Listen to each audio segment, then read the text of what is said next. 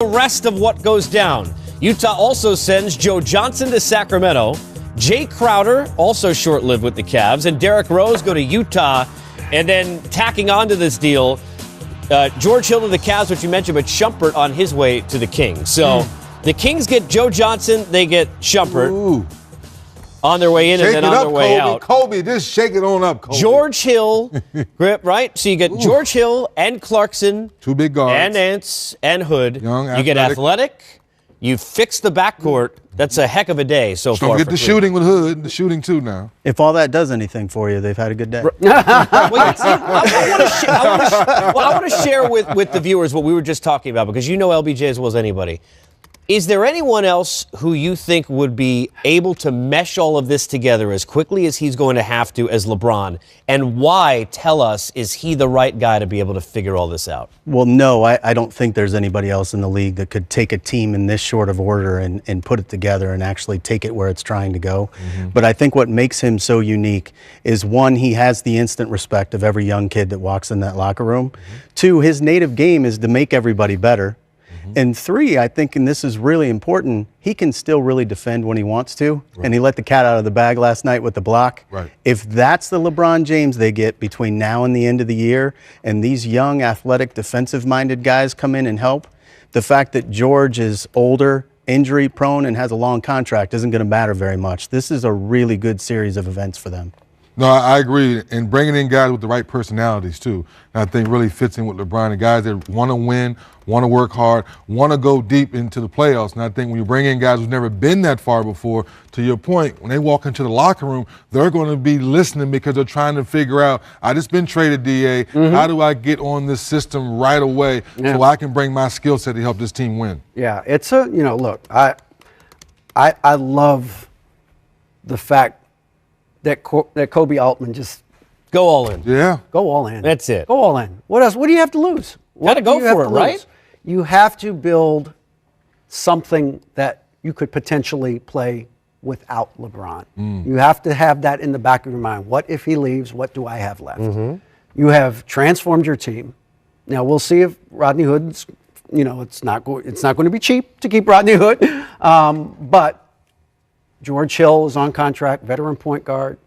You've added Clarkson under contract. You've added Nance under contract. Kept your pick. You kept your pick from Brooklyn. You still have Kevin Love. As of right now, you still have Tristan Thompson.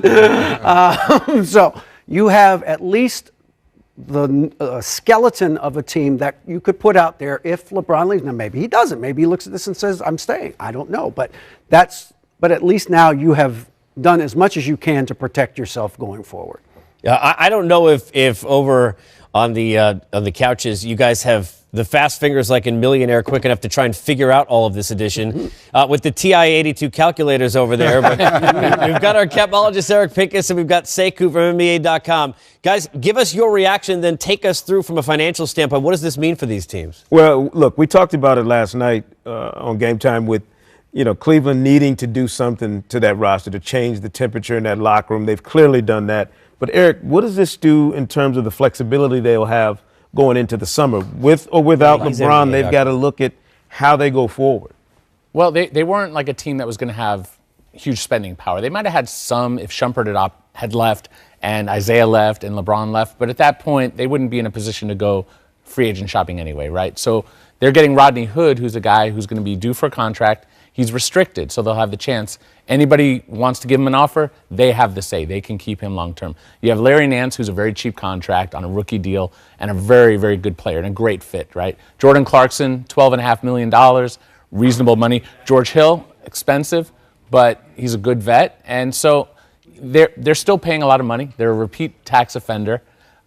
They're at about 100 and I came up with 170 something. Still trying to run those numbers. Right. They'll probably pay that's with tax, right? So maybe 180 somewhere. They added maybe $3 million in salary. This is not a big deal. Maybe if they add $10 million, they have a shot to do something this year. They clearly still want a shot at keeping LeBron, right?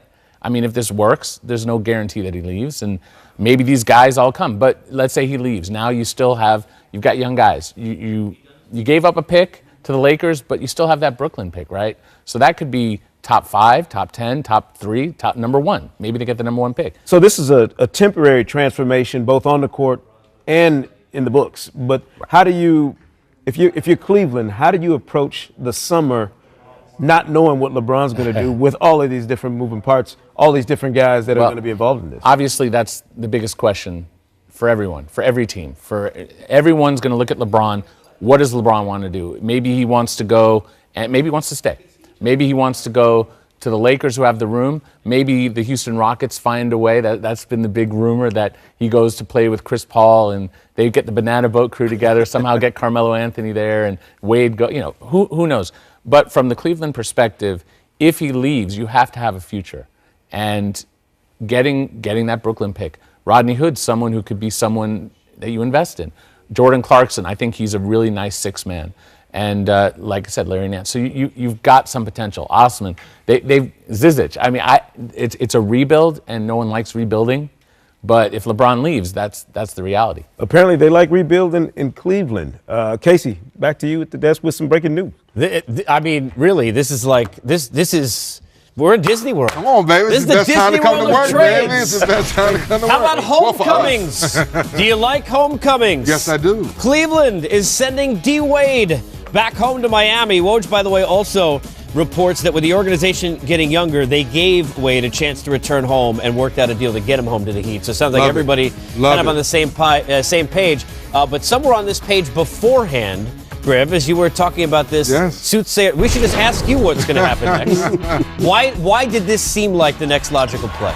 I think, again, when you're looking at clearing out the locker room and making it easier to have fewer mouths to feed, they just got so much deeper. Something was going to have to give. And out of respect and loyalty to somebody like Dwayne, you're going to want to give him the opportunity to do what he wants to do before you put him in a situation to not see the court very much the rest of the way. So it just made sense that they had to get somebody else out of there, because they've really struggled with the rotations because of how deep they were when they won 18 of 19, let alone now with these additional pieces they've added. It's big time for Kobe to make a move like that, and because Kobe's been around the league, understanding and have that conversation with the future Hall of Fame like Dwayne Wade, I thought is huge. And I think D. Wade looks at it and says, you know what, I'm going back home, I'm going back where I started. And guess what? Miami's still in the playoff hunt as well, so it's not a total bad move for both sides, in my opinion. Look, Dwayne Wade was always going back to Miami. Whether it was a one way or the other. One way or the other. He was always going to finish up in Miami. I don't think anybody who was paying attention doubted that. Now, would it be free agency? You thought maybe. Now it's this way. He did not want to leave Miami. He wanted to get paid what he thought he should have gotten paid as a legacy, the same that Kobe got paid from the Lakers as a legacy. And I think he has every right to expect that from Miami. He is the most important player in the history of that franchise. Yes. All due respect to Alonzo Mourning and Shaq and the other people who are there. Dwayne Wade is and LeBron. Dwayne Wade is the most important player who ever played for the Miami Heat. And so for that reason, there was always a sentiment, both within and without, that he was going to wind up back in Miami. That it's now, is a little surprising, but not terribly, because he has roots that go very deep in that community and go very deep in that city. The love is a two-way love between him and the city of Miami. So I'm happy for him that he gets to finish where he started. And reportedly a heavily protected second-round pick is going the other way. Obviously, semantics at that point with this deal. Been a crazy start to the deadline. We've got folks all over the country, including Howard Beck from USA Today up in New York. Howard, trying to decipher everything that has gone on. So I'll leave it open-ended. What's your reaction to what Cleveland did so far today? I'm going to fall out of my chair. Can I fall out of my chair and still analyze things? Just don't hurt yourself. I might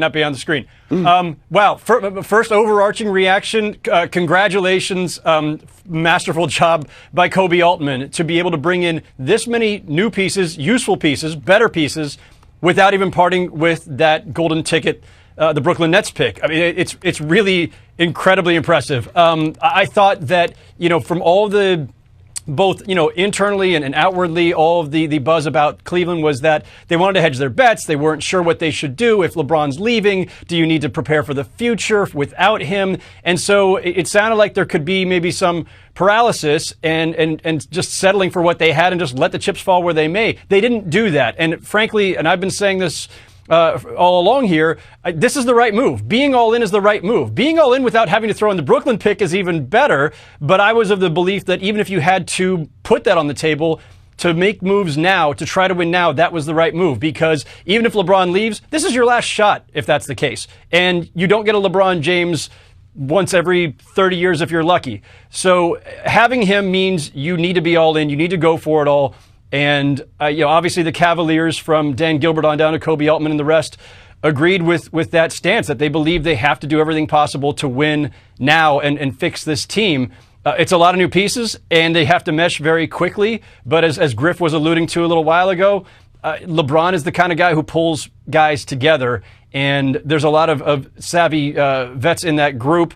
They're stronger now than they were 10 minutes ago. Howard, and of course, Howard Bleacher Report, my mind went mush about 45 minutes ago, 6 trades in already with this deadline. I got to ask you about IT and the Lakers. Does this have a chance to be some sort of redemption story the rest of the year where he ends up being an option for them long term, or is this just something we see play out here for a couple of months in L.A.? Look, I don't want to read too far in the future on this, but I got to believe that the Lakers' play here for Isaiah Thomas is mostly about his expiring deal, and they're trying to clear cap room for the summer. I know that they've been sending out, these smoke signals that suddenly they were going to play for 2019 and blow off 2018. I never thought that was really going to be the case. This shows that they are still very much focused on being able to use their cap space this summer to chase LeBron James, to chase Paul George, and whoever else may be available. And if they can get any of those guys, then they're going to let Isaiah Thomas walk. But in the meantime, listen, it's still not that far removed from when Isaiah Thomas just got back on the court after 7.5 months off with a fairly serious hip injury. He was a net negative during his brief time in Cleveland on the court. And, but there's still time here for Isaiah Thomas to get his body right, to get his game in order, and show that he's still a very valuable player. And if that's the case, if the Lakers were to strike out in free agency, then you've got his bird rights and you can bring him back. But, they also have Lonzo Ball as their future at that position. So I have to believe that this is not necessarily the long-term stay for Isaiah Thomas in Los Angeles. Howard, appreciate it. We'll check in with you as the day goes on. Thank you very much. All right, there's Howard Beck. Look, we continue to be kind of dazzled and amazed by what Cleveland has done. But what name was mentioned all of last night into the morning on the move? Oh, DeAndre Jordan is still out there. What are the ramifications? We didn't even get into Utah, perhaps. They're still just outside the playoffs. What does it mean, Crowder? We didn't even mention Derrick Rose. A lot still to chew on here the rest of the day. When we come back, we'll get to the social stop and we'll get to you. Jump in. Let us know on Twitter how you feel. Who's won the day other than Cleveland?